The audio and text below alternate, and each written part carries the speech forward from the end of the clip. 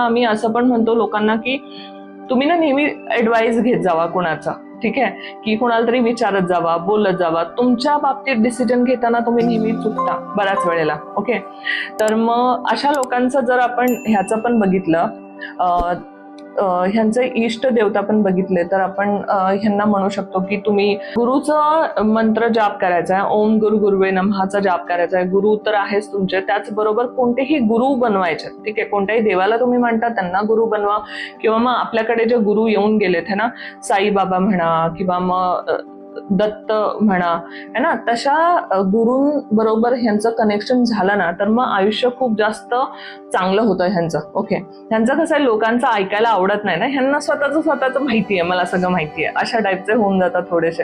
तर एखादा गुरु बनवला ना ह्यांनी की ह्यांचं आयुष्य खूप सुरळीत होतं. म्हणजे ओव्हर थिंकिंग आणि स्ट्रेस जे होत आहे ना, त्या गोष्टी कमी होतात.